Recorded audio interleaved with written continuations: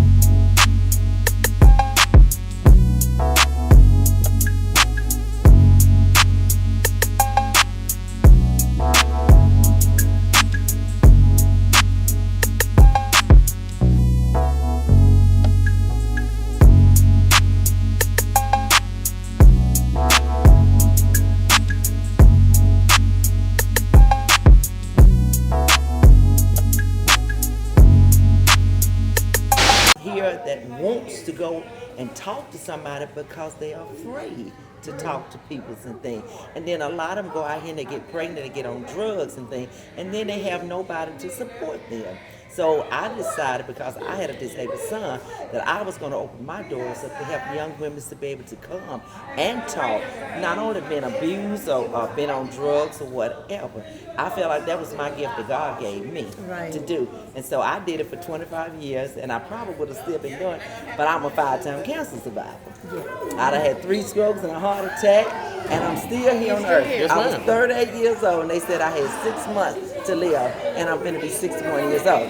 So you do the counting, and then you say, but God. That's right. That's right. That's right. But God, honey. So you're looking at a miracle. So, I mean, I feel like God gave me this gift to not only help children, to help young women that's out here that have a lot of mental illness and things going on. And a lot of them been abused, but they don't know who to talk to. Because they're afraid. Because when I came up, you didn't say nothing. You know, you stayed in a child's place because we wasn't allowed to come around adults. And so how could we go and tell them things that are happening to us? Well, even a lot of our kids, they've been bullied because of things that are happening in their household, things that are going on, and they don't know what to do, so they end up committing suicide. Yes, ma'am. And now a lot of our young kids, it ain't just the old people back then, they talking about had these mental problems. We got a lot of young kids that have mental problems. And a lot of come from homes of drug abuse, you know, parents that went through things, divorce, and all of that. And I've been through all of it. All of it, you know, so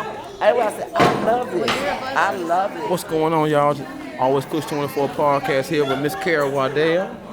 And we are here to talk about Ross, Recovery Organization of Support Specialists. Okay, so Miss Waddell, let me ask you this.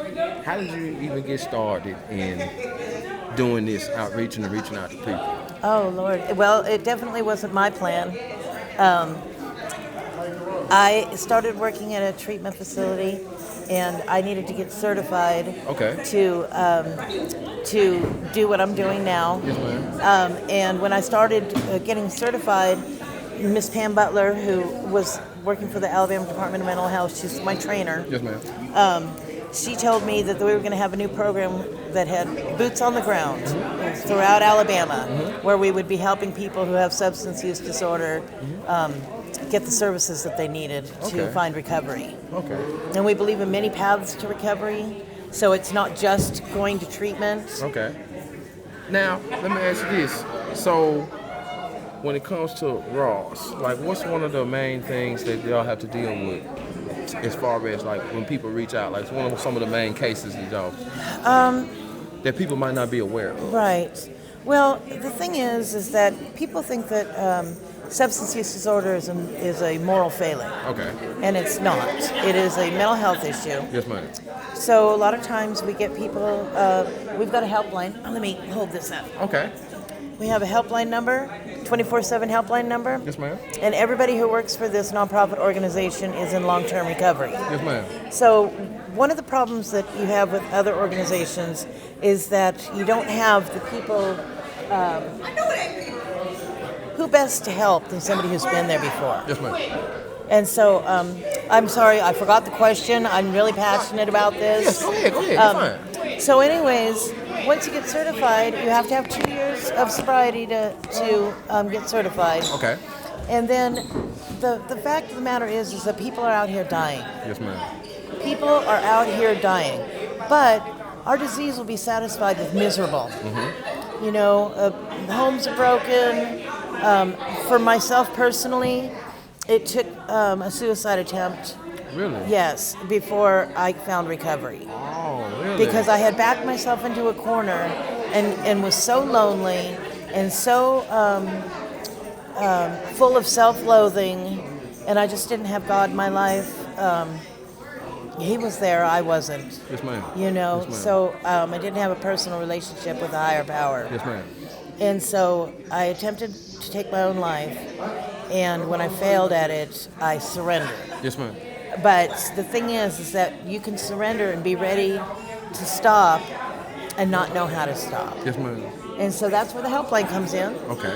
because people can call the helpline and they can get resources. Also, they get referred to an outreach specialist, which is what I am. Yes, ma'am. In their area. We're in 38 different counties Okay. throughout Alabama. Okay. We are backed by the Alabama Department of Mental Health, Really? among other organizations. Okay. Let's see, what else can I tell you? Oh, we have all kinds of programs. We help people who are coming out of prison Okay. to get resources so they can continue with their recovery or they can start recovery. Okay. Yes, and we help people who are pregnant and addicted to drugs. We have our hands in a lot of different areas, but the main thing is that we want to empower, collaborate with people who have substance use disorder and help them to find a new way to live. Okay. And the other thing that we really need to do is to remove the stigma. You know, people talk about addicts like it's something dirty. Yes, ma'am. Like it's something that nobody should talk about. They should hide it in a corner or something. It's killing us. Yes, it is. It is killing us. We need to get the word out that, again, it is not a moral failing. We need to get the word out that, you know, it could be your child. Yes. It could be. How do you get someone who is probably scared or frightened to reach out to one of y'all? What's one of the main things that you would let somebody know to not be afraid of? That we are you. That we've been there before. Yes, ma'am. And that it's completely confidential. You know, everything that we talk about stays between us. Yes, ma'am. You know, that's very important. Okay. And last but not least, let people know once again where to find y'all if they need help. And a good positive message for anyone out there that might be having trouble and see this and maybe are still hesitant to reach out. I just want you to know that it's not hopeless. I want you to know that life is worth living, and you can find a new way to live. Okay. And you don't have to do it alone. Okay. All right. Follow the hotline. Follow the hotline. 24/7 helpline. 1-844-307-1760. This is Ross. Make sure y'all check them out. Shout out to Miss Carol Waddell, okay? They in here singing and doing their thing, so you know we definitely gonna come back. Miss Waddell, thank you so much. Thank you so much for what you do. You definitely taught me so. I want to say thank you so much once again, okay? You know what I'm saying? We all have somebody in our family. I just happen to be that person in the family. But it is a lot of times a generational thing. All right. We are here with Miss Christine Baker, counseling and wellness, of course. Miss Baker, introduce yourself. Hello everyone, my name is Christine Baker. Most individuals know me as KB, so you can call me Miss Baker or KB. I am a counselor, an associate licensed counselor. I work full-time at Alabama A&M counseling those wonderful students. I love that population there. I also counsel individuals with substance use disorder at BHG, and I have my own private practice, KBP Counseling and Wellness. I enjoy helping people get to where they need to get to in life and, facilitate good mental health wellness. Now, let me ask you this. Being in this field, what are some of the most common cases that you probably run into? Absolutely. So, a lot of anxiety and depression. So, anxiety and depression is really, really high right now, where we have seen suicide rates prior to COVID decline. Okay. For the past 2 years before COVID, they were declining. Now, post-COVID, increasing. So, anxiety again post-COVID has skyrocketed. So. Okay. Now, being someone like me that has battled depression before, maybe not in a high volume type of thing, but like, could you give me, like, just use me for an example, what's one or two tips that you could give someone like me, that might be battling with anxiety or depression? What would you tell me to work on or work with? Absolutely. There are two things I would say is key. Number one is self-awareness, being aware of what you're doing, how you are responding to that emotion. It's okay for us to feel sad at times. It's okay for us to feel depressed at times. That's our body responding naturally to what the brain is telling it to do. Yes, the ma'am. goal is not to stay in that moment. Okay. So we want to see what we are doing. Are we going in bed and staying in there for 2 days? Are we using a bunch of alcohol or other unhealthy coping mechanisms? What are we doing as a result of that? So becoming self-aware, I would say. And number two, most importantly, reaching out. Reaching out. Talking to someone, sharing, being open Okay. to anyone, because someone knows someone who can help. Okay. And if there ever is a wall that might have to be broken through, what are some steps? Like, say for instance, if I could help someone, but I needed advice on how to help them, because I know just rushing them ain't the key. I mean, it's not the key, I'm sorry. So, for people that are in your shoes, that want to help, but not in your shoes because they didn't go through the school, what could you tell us? Like, don't do that, but do this. Oh, that's a great question. People want to be understood, so it's empathy. Be empathetic. Show them that you understand. Be that ear. You may not have the answers. In some sessions, I don't have any answers. We will have silence and we will process it together. Okay. But the goal is just to understand. A lot of times people just want to feel understood. So the main thing is to show empathy. Have empathy. Okay. And last but not least, let people know where to find you if they need to find you, if they want to reach out, and also a good positive word for those out there that might be scared to let their inner feelings go. Absolutely. So, first of all, the good positive word Yes, ma'am. is to be courageous. There are more people who are battling the same exact thing that you are going through than there aren't. So take that step. Progress is just exactly that. You taking the step. You have resilience. You have resilience, okay? The point that you made it to this time and moment right now means that you were able to cope through life's ups and downs. Even if you're still hurting right now, you have resilience. You are a resilient soul. So just reach out. Take that step, that extra step to reach out. There is help. Someone does understand you. And you can reach me at KB Counseling Wellness @gmail.com. I have a small private practice in Huntsville off of Lehman Ferry Road.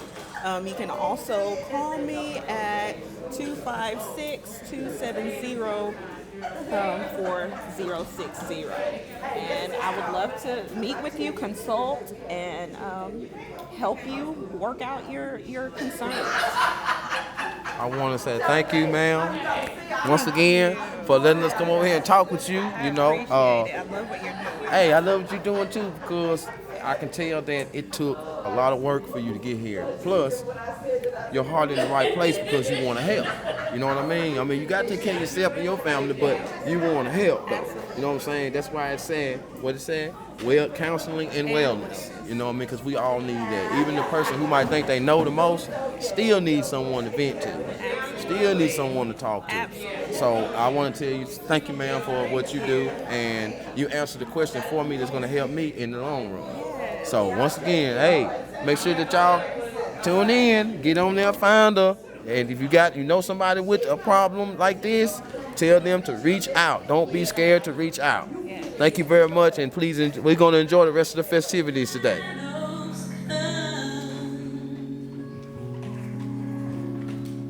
Why should my heart feel lonely and know heaven and home? We're here today with Mr. Turnbull. Mr. Turnbull, if you don't mind, please introduce yourself. My name is J.E. Turnbull. I'm the president of the Lawrence County branch of the NAACP. Okay. Mr. Turnbull, I want to say thank you so much for having us come down, and the festivities and everything going is very inspirational. This is one of my first times ever coming to an event, so I can honestly say I am proud, you know what I'm saying, and I'm learning as I'm going. Mm-hmm. I see things that I've been through in my life. People are here that can help and reaching out. What's one of your main focuses for today? Well, this is our May Day celebration. This is our annual fundraiser. The funds we raise from this event goes toward our scholarships. We give away scholarships to children in the community, graduating in the community. Yes, sir. And some of the things that I met one of the people here that talk about wellness and counseling. Well, in this event, we try to bring all the elements together. We have cancer, health, all types of different health things. They can talk about diabetes, hypertension. We have many other facets here, you know, because we need to focus on wellness. Yes, sir. And so this is an event where we can bring all these different sponsors together, and they can, we got, on the outside, we got different food vendors, and we got black art and a whole assortment of things, and this is just like a community get together. Yes, sir. So everyone can come in and get whatever assistance they need. Yes, sir. I also noticed how support is inspirating. Like something I learned, showing support and sharing provides a bigger circulation for people. Yep. And I noticed how the support is very strong. I guess what I'm trying to say, what's one of your key factors, sir, for as far as the support and the inspiration for you? Well, we've been working in the NACP, been working in this community for a long time, and we reach out to citizens all over the county, and when we have a function, they all come together, and this is their way of showing gratitude to us for all the work we do, and then this is our way of thanking them. Yes, sir. For allowing us to do the work that we do for them. Yes, sir. Yes, sir. I love the fact that the rain didn't stop. Well, you know, we cannot control Mother Nature, but we know a little rain ain't gonna hurt nobody. No. It didn't dampen the spirit. I mean, we still got a lot of people here. People are still moving around and having fun. So even though it rained, it didn't dampen our spirit. Yes, sir. And for the youth, what's a good message that you could give the youth as far as coming out and participating and just seeing what's it about? Well, you know, the NAACP started in 1909, and it's been moving forward ever since, and it's a vehicle that helps people, and the young kids that are here, they get to learn and understand what we do on the ground level, and it encourages them to one day want to become a member so they can carry on the work that we do. And the work that we do, we try to help people.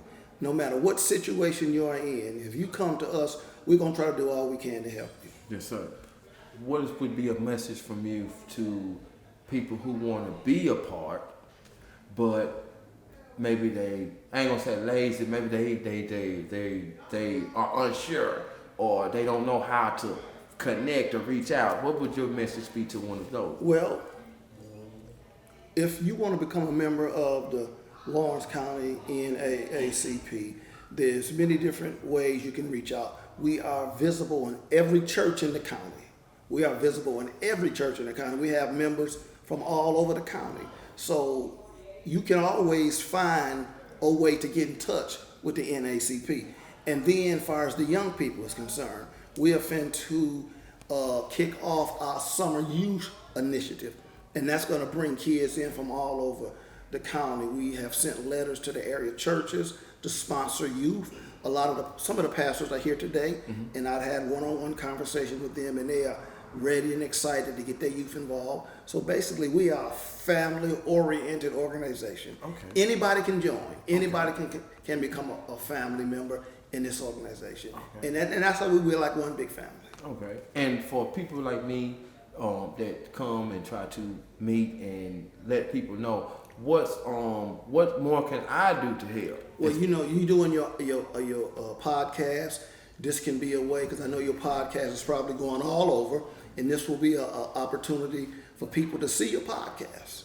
So this is a way you helping us. Even though I'm sitting here talking to you as your guest, you are helping us by allowing the NAACP to go out all over your podcast, and then other people are here and want to get involved. Okay, all right. And last question I'd like to ask you, Mr. Turnbull, explain to anyone who watched this now or later the importance of teamwork. Teamwork is very important. We work better when we come together as a team. When we all collectively can bring our voices together, our voice is strong. There's power in numbers. And the more of us get together, the more we work together, the better off we all will be.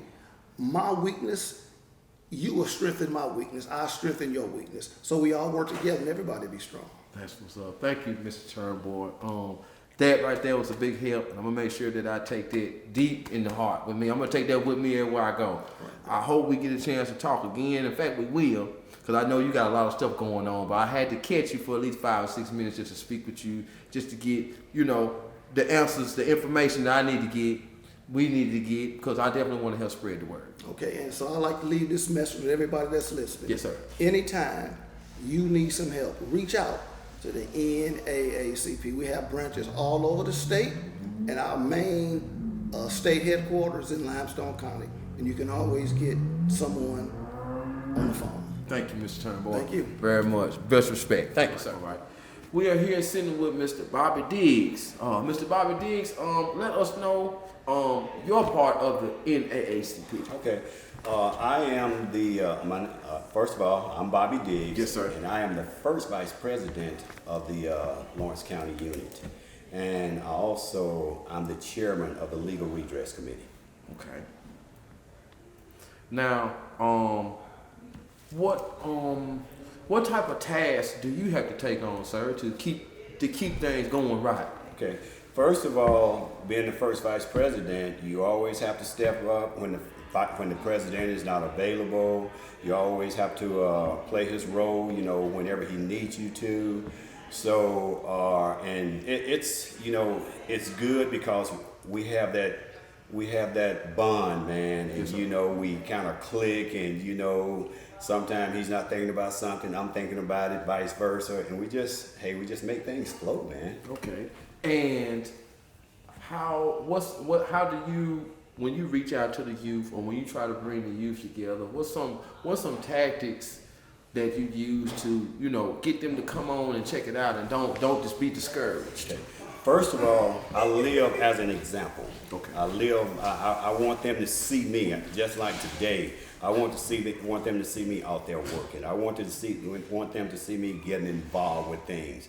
And you know, hopefully, you know, they will see that, and you know, maybe they would pick it up. And like Mr. Turnbull said, because we need somebody, to come behind us and, try to do a good job, as much as we try to do a good job. So a lot of leaders, they just like to delegate authority and, just get back. But sometimes you got to be out there, as a matter of fact, I use this parable, if the sheep are dirty, the shepherd should be dirty too. True. That's true right there. Okay. So with the festivities going on today, man, what's some of the highlights so far that you've seen that just was like, wow, I'm glad we did this today. I'm glad this is going on. Well, the highlight is seeing the communities come together, man. I mean, it's nothing like, people coming together. COVID kept us out of the loop for so long, man. So every time we have the opportunity to come together, man, congregate and talk, man, hey, that's just a blessing, brother. Yes, sir. That's a blessing. And as far as in today's time, Mr. Diggs, what are some of the obstacles that you feel like that we might be still trying to break through? We might be getting closer, you know what I'm saying? Or it might be a little more wall to break down, but what's just some obstacles that the NAAC is attacking to straighten stuff out? Okay. In your opinion. Okay. So one of the biggest obstacles that I see right now is our voting rights being attacked. Mm-hmm. So we are the state NAACP. We're getting ready to hold a Shelby County Summit, and what that Shelby County Summit it's a 10-year anniversary of the Shelby County versus Eric Holder court case, Supreme Court case. That is when 10 years ago in Shelby County, the judge ruled that they would give the liberty to the states to mold the voting rights however they want. So that's what you're seeing right now, just like the state of Georgia, how they were saying, well, if somebody's standing in line, you cannot bring them water, you cannot bring them food. So the states have the right, where it was a federal law, and the states could not do anything they wanted to do to water down the voting rights. Now the states have that authority to do that. So that's why you're seeing voting rights being attacked in different states around the nation. Okay. Yeah, so that's a big thing right now. So that Shelby County Summit, we're coming back to Shelby. We're coming back to the scene of the crime. Okay. And we're going to bring people together. We're trying to bring people together from all over the state, to come and recognize the significance of what that Voting Rights Act has done to our voting rights, how it has attacked our voting rights. Right. Now, So, and that's going to be June the 23rd through the 25th on, it will be at the University of Monteballo in Shelby County. Okay. Monteballo, Alabama, Shelby County. Okay. Yes. And I don't want to get too deep into it because I know that's one, but when it comes to what you just stated, like people, sometimes all it takes is doing the research, right? Mm-hmm. Yes. What would be something that you would let somebody like me know as far as I don't know certain laws, you know what I'm saying, and certain things that I should know because of it being attacked. Because just ignoring it ain't gonna help it. Right. You can ignore the weather all you want to, it's still coming. You know what I'm saying. So what would be some good positive words from you for people who need to do the research and understand that y'all need to know this because it could be heading your way. My biggest thing would be get involved with your local NAACP. Okay. Because if there's an issue that affects us, that affects our black communities, we're going to know and we're going to be on top of it. And anything you need to know about it, however we can educate you, we will. Okay. We stay on top of things that's our job, and that's what we do. Okay. I like to end it with this. Okay. First of all, Mr. Bobby Diggs, thank you for just giving us a few minutes of your time, because I know we got stuff going on. So let me tell you a little bit about legal redress. Okay, come on. Okay, so legal redress, that is where people that feel that they have been discriminated against, they can come to the NAACP and file a complaint, and that's where I actually go in. I listen to them, I help them file the complaint, and I help them pursue it. So if say for instance, an example, a young man from municipality in Lawrence County. I say it like that. Okay. You know, it was a police officer had wrote this young man several tickets in a 4-month span. Pretty close to 8-10 tickets in a 4-month span. Okay. So the mom come to us and asked us if we could help. And surely enough, we went in there and we found out, hey, it was a racial profiling, discrimination. One cop wrote one 16-year-old kid over 8 tickets, in a span of 4 months. So we went in there and we got everything dismissed, man. Everything. Wow. So that's what we do, man. That's what legal redress is all about. I love helping people. Yes, sir. And in this role, I get to do that, and that's what I like. Okay, all right. Man, you pretty much broke it all the way down, Mr. Robert, man. Like, I'm sitting there trying to think, ain't too much I can ask you, you know what I'm saying? Okay. But I would like for you to end it with another positive note. Okay. For people who want to be a part, thinking about it, those who are out there in their communities, changing their communities for the good.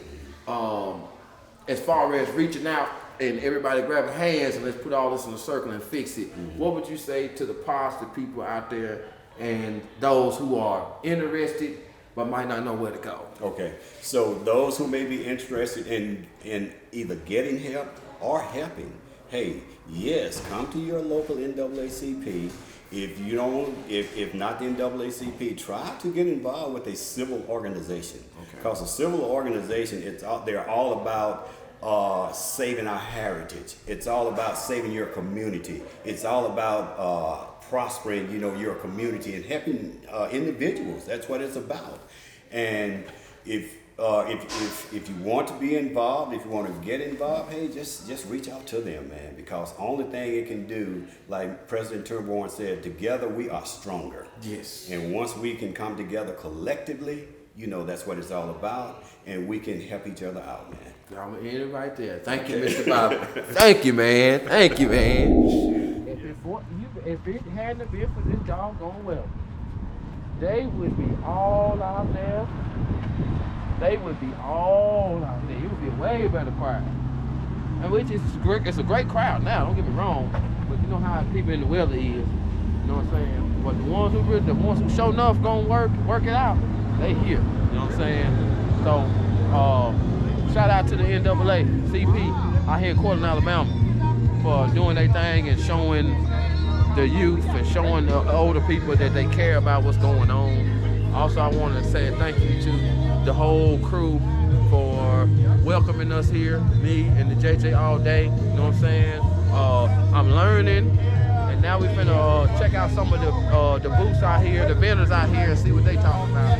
We just gonna visit them, say hi to them, and let them talk about what they been, and ask them what today mean to them. You know what I'm saying? So we're gonna get into that. Let's do it.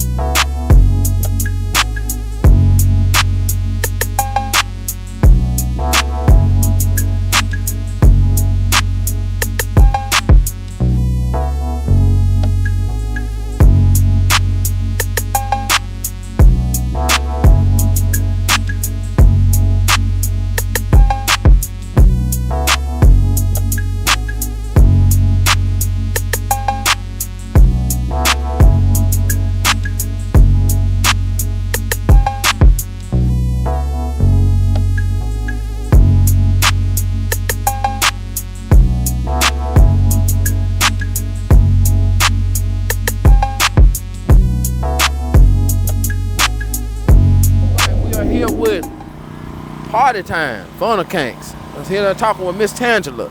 Miss Tangela, I would like to ask you, about your business, y'all business. I'm sorry. Of course, we see y'all on Facebook, Instagram, and Twitter, as y'all can see. You know what I mean? Call them. Make sure y'all invest. You know what I mean? Check out what Party Time is about. Miss Tangela, let people know what Party Time is about. Party time is about pleasing the people. We bring the party to everyone, and we want to, give them a little happiness and some good, sweet funnel cakes.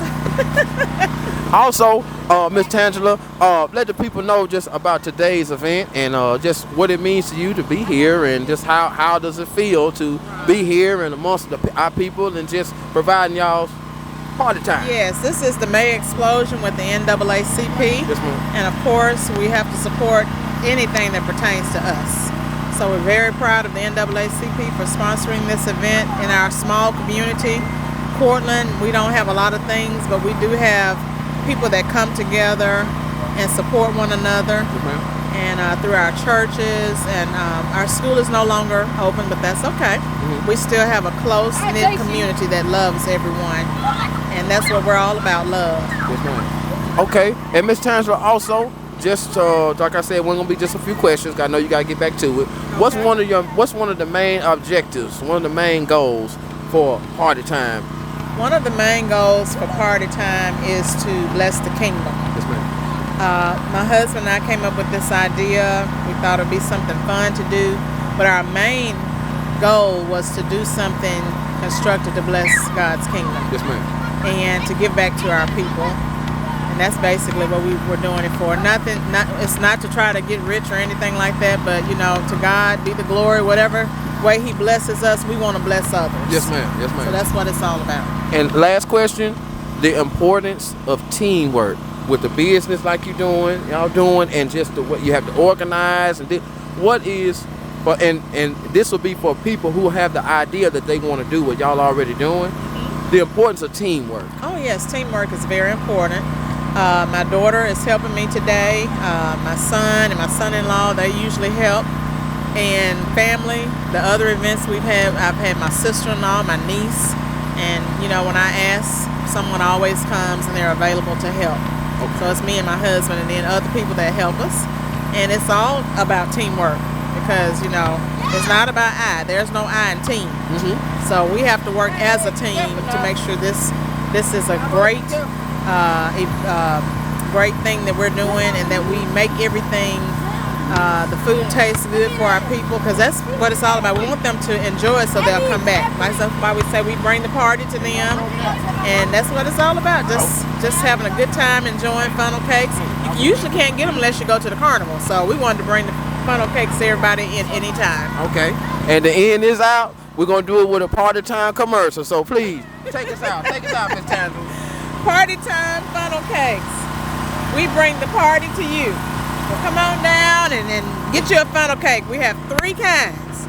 We have birthday bash, we have chocolate Mickey, and we have banana split. And you can also get a plain funnel cake if you want one. So try them out.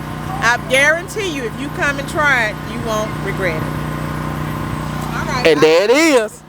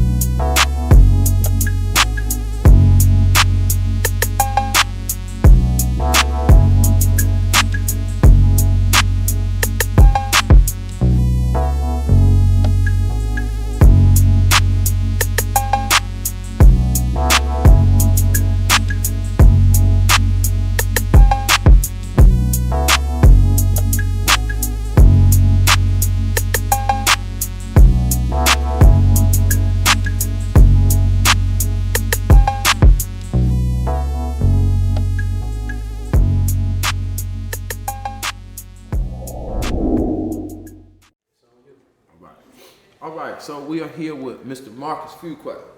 I did say that right? Yeah. Okay, Yeah, Mr. good. Marcus Fuqua of the NAACP. Cousin, big brother figure of mine. You know what I'm saying? I didn't even know that you was in this line of work, just helping the youth, just strengthening the community. You know what I'm saying? And so I start out by asking you this: what's one of your main purposes to be part of the NAACP? Well, I wanted to be part of the organization because one, my mom was a lifetime member, my dad was a lifetime member, but I also wanted to go through the organization to help bring more resources, help the community grow. We're in the community that we need jobs. They've shut down 2 of the high schools, so we need to do something and with a new plan, new vision, new direction to try to bring our community up. And so that's why I wanted to join, so I could, learn, get the inner workings, make a lot of connections with, the NAACP on the state level, national level, and politicians, which I've been able to do. And so we are working together, and everybody's starting to see the vision that I've been speaking about. And so I ain't gonna release that yet. Yes, sir. But everybody's starting to catch on to what we can do because there's a lot in this area that can be done. Okay. What has been some of your greatest inspirations so far being part of the NAACP? Some of my greatest inspirations have been really just talking with my mom when she was the secretary here. Some people may know her, some don't. Dr. Nancy Fuqua. My mom inspired me. She had associates, bachelors, 4 masters, 2 PhDs, retired from Boeing, pastored a church. She's author of 2 books. She did a lot. And so she inspired me to take on that. So that's why, I got, my associates, bachelor's, master's, and I'm starting my PhD, my doctorate program coming this fall. So she is my biggest inspiration. And she encouraged me when I decided to join the NAACP. She encouraged me.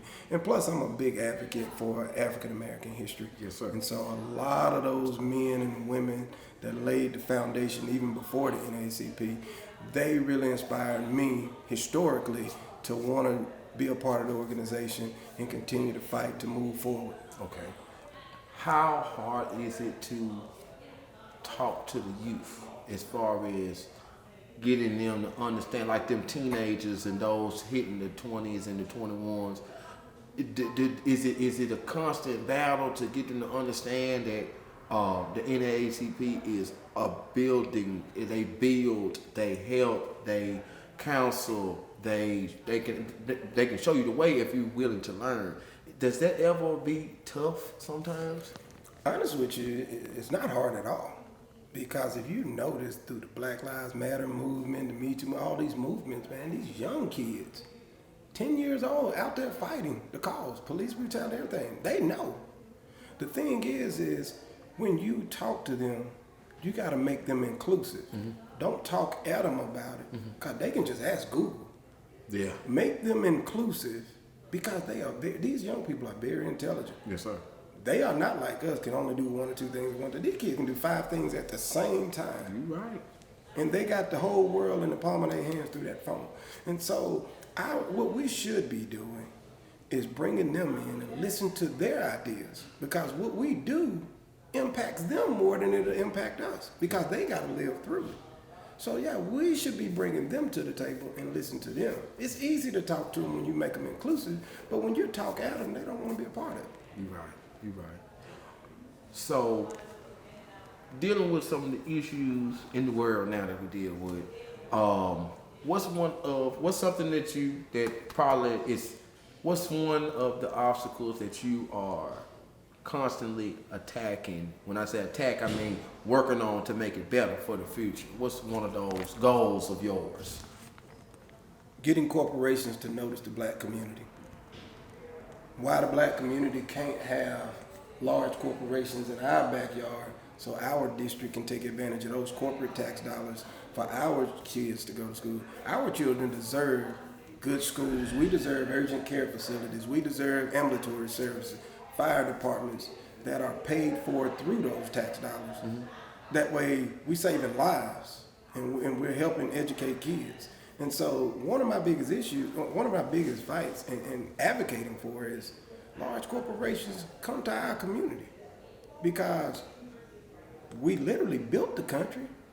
So why can't you come to our community and build a plant in our districts so the people can come and everybody can, we got black engineers, we got black mathematicians, we got everything in our small communities.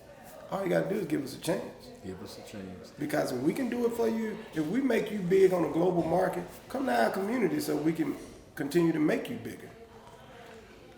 And with you just saying that, it's basically we have to come together more, right? Yes. And which it's y'all already started. You know what I'm saying? Like it's already started.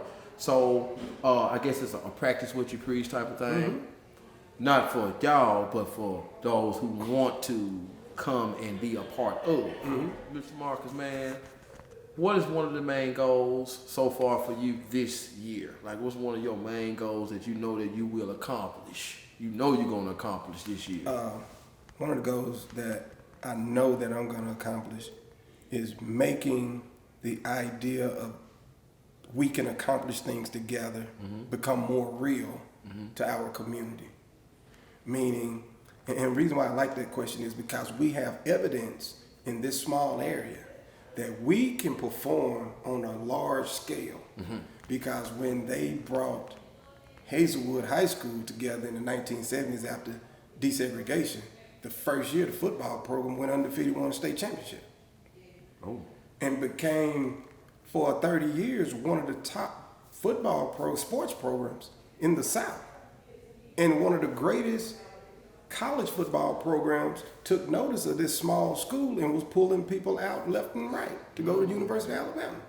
So if we know that we can come together as blacks, whites, and Courtland, Town Creek, and Red Bank communities, because of our greatness, it inspired Courtland to step up and compete on a level with us in Carver County. So if we know that we're performing at a higher level and we're not accepting mediocrity, that means everybody got to step up. And we got to hold everybody accountable and pick everybody up to a higher level. Nobody left behind.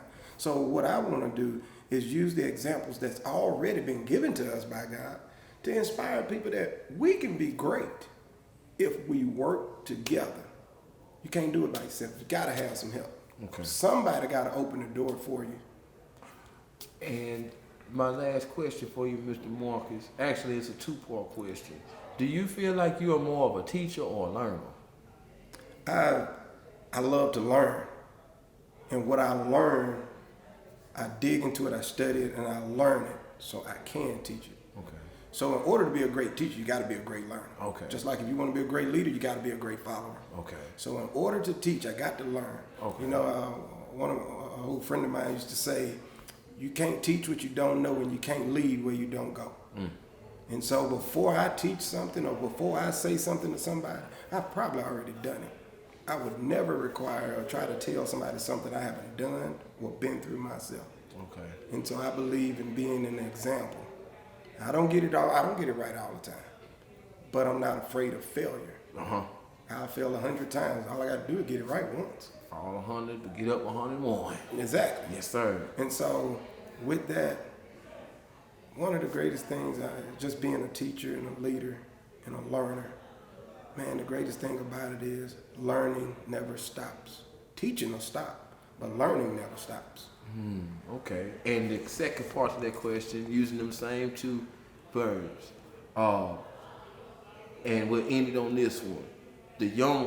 What's a good way, or how do you think is a good passageway to get the younger generations from little ones up to 21 to listen? Also, like you were saying earlier, don't talk at them. So how can we also get the older ones to teach it the right way? Well, what we got to do is we got to make them inclusive. Okay. It's just like the church. I say all the time, in the church, these children are our brothers and sisters in Christ. We're not their parents in the church. We're their brothers and sisters in Christ. So when we want to teach the gospel to them, we got to teach it to them as equals, not as teaching down to them. We got to inspire them and talk to them with an inclusive language. So when we want to talk to these kids out here in the community, we got to approach them and say, hey, what do y'all want to do? If they like basketball, if they like playing video games, we can incorporate the message of unity through what they like to do. And we can teach them, well, not teach them, but they get to learn through methods that they love to do. But first, we got to show the example by being unified at the top. The grown folk ain't unified. And the kids see it. The churches are not unified. It's this church and that church. Until all our institutions come together, these kids gonna stay divided because they don't see the unity. They hear it, but they don't see it. So my message would be, stop talking about it and start doing it so they can see it. And that be it. Once they see it, that sparks the conversation about more talk. Okay, gotcha. And is there anything else you would like to leave, or leave a note to anybody, to anyone that maybe didn't able to make it, or want to be a part, or they feel the same way and they want to just make a difference? What would be your statement to them? My statement would be this, and I'm passionate about this. 85% of the black men that are locked up in prison come from single mother homes. And 82% of black women that are locked up in the prison system come from single mother homes. So when we keep our black men and our black men choose not to be in their children's lives, you are increasing their chance of going to prison by 85 and 82%. And we know that the prison system is nothing but a get-rich scheme for rich people. And so what I want to say is, black people were at their best before desegregation, when the black family was together. And they worked the jobs in the sanitation departments and cleaning ditches, but the family structure was strong. We have to get back to the family structure, the basics. And we have to focus on family and unity within our community to make our children better and our children's children. And we have to teach our young boys about being masculine men. Yes. And teach our young ladies about being feminine women, because masculinity will protect communities. It protects homes. Everything grows around masculinity. And it's proven over and over. And so that's what I would want to relay to anybody that wants to listen. Because we are being killed silently, and I'm going to say it, through the transgender movement. It's killing us. It's killing us. It's destroying us. And so we have to really take a look at the damage that it's doing to our community. And go back to the basics of being black men, black women, leading to and working together to make our communities better. Yes, sir. That's it. Thank you, Mr. Marcus Freeway. Lawrence County, y'all have great leaders. Thank y'all so much. Mr. Freeway, man, thank you too, man, for the information. You definitely taught me something. And I mean, like I said, you like a big brother to me, so it's like, yes, I know you tell the truth. I know that look, and that means you serious. I know that look. So man, hey, thank you, Mr. Marcus. Hey, always please, pleasure. man, Good always to see you, much man. love, man. Thank you so much.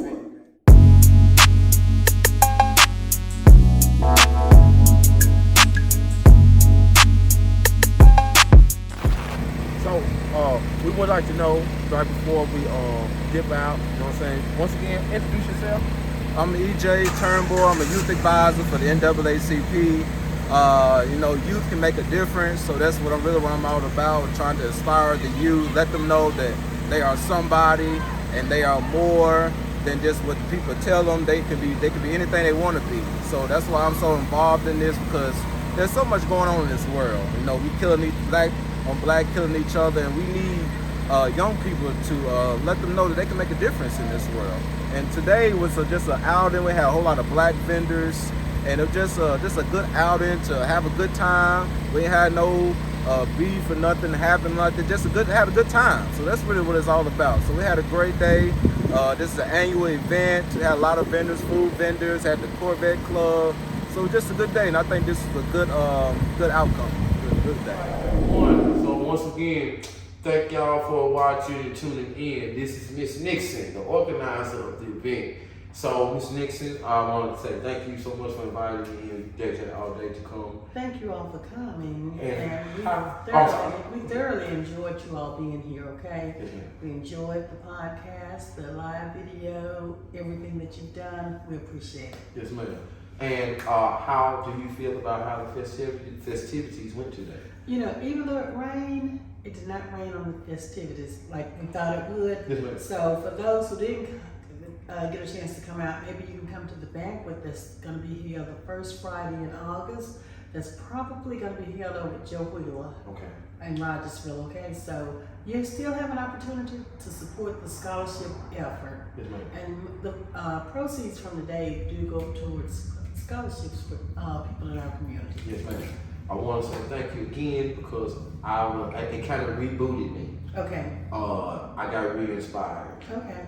Great. The fire just threw some extra gas and need to go throw on there. Okay. The reason why I say this is because when it comes to the people who you had here today and they came for the NAACP, just the counseling, the learning, the reaching out, the support, learning about the breast cancer and how people can support and help, and then the people who are here let us know that they reach out. Exactly. You know what I mean? Absolutely. You ain't got to just watch it on TV. You That's come right. to You the come and real. be a part of Yes, it. ma'am. Yes. And so we look forward to just having people come to join the NAACP and to be a part of all the activities that NAACP does all year long. Yes, ma'am. Okay.